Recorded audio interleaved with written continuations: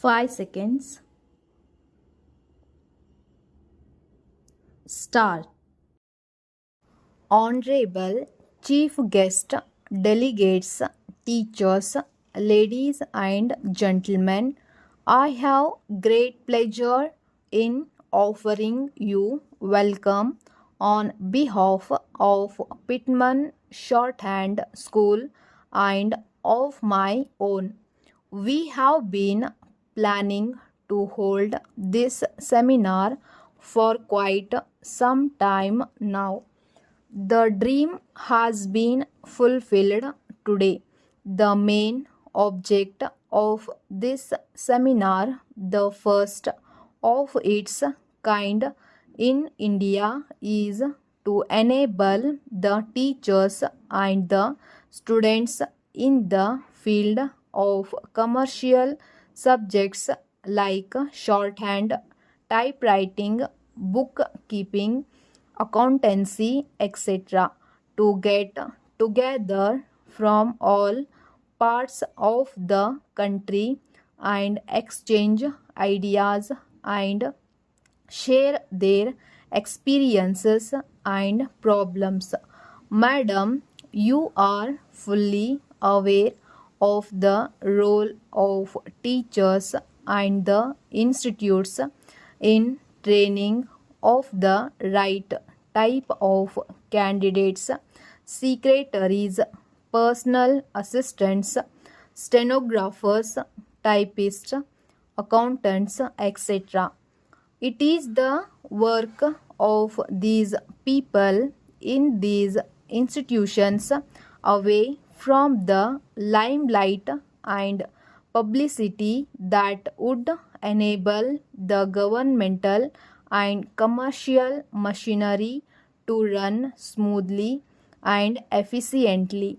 Like the professional teachers, the hands of these dedicated people who are giving shape to these untrained minds go unnoticed for all practical purposes, and even at times their own pupils feel shy to recognize them after attaining high positions.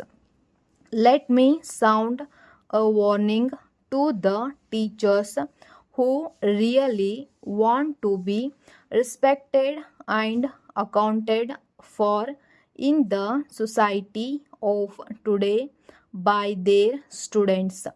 We teachers must recognize that the present day student has less time at his disposal and wants to be trained in the least possible time to enable him to be self supporting or a supporter of his family.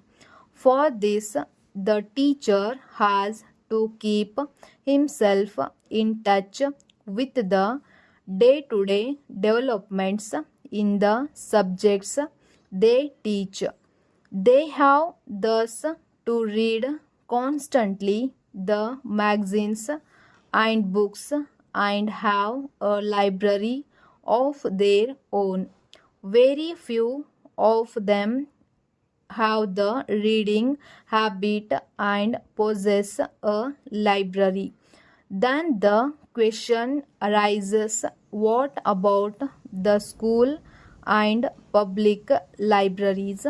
The answer again is that they have not paid much attention in keeping books on commercial subjects, shorthand, and typewriting.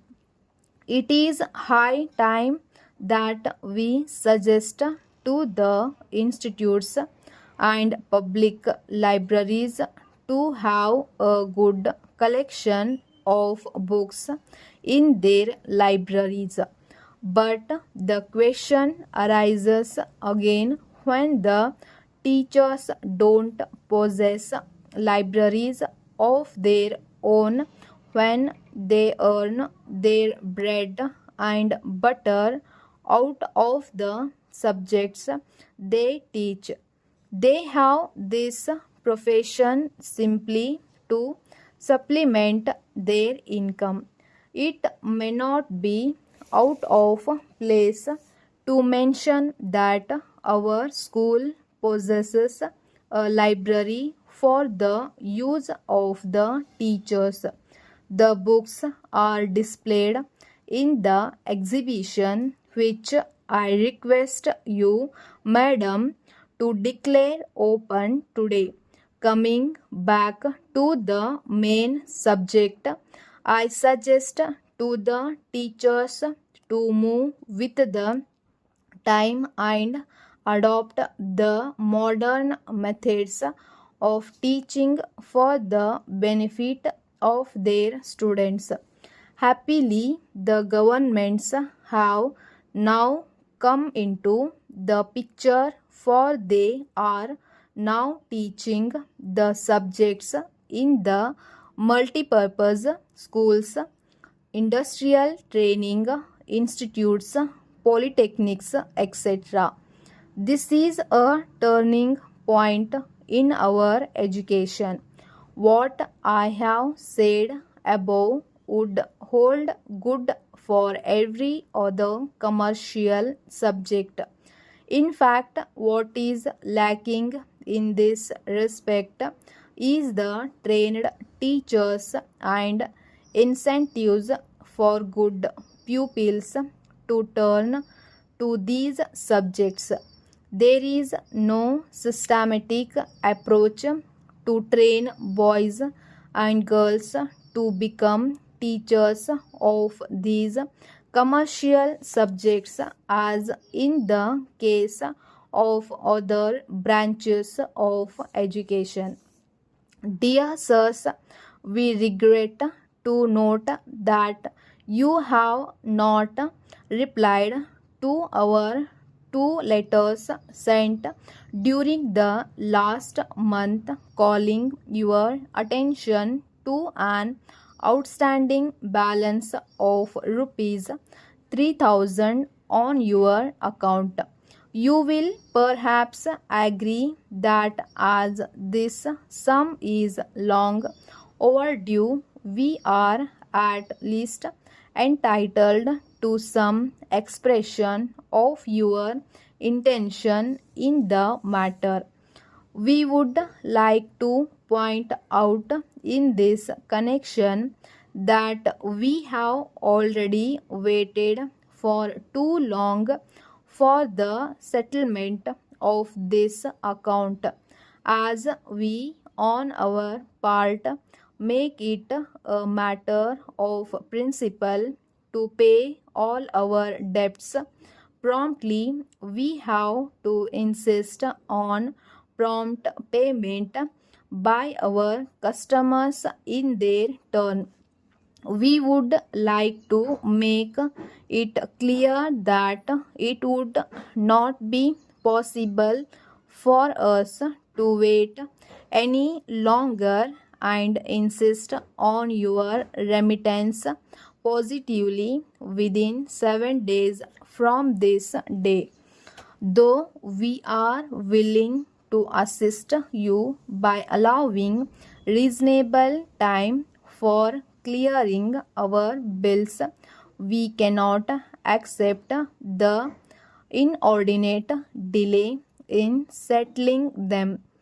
It may kindly be noted that the maximum time limit for payment is 30 days from the date of invoice. In future, we request you to kindly ensure that when making payment, our maximum credit limit of 30 days is not exceeded. We are not at all satisfied with your dealings even in the past. We expect you to send check within 7 days of receipt of this letter. Yours faithfully, sales manager.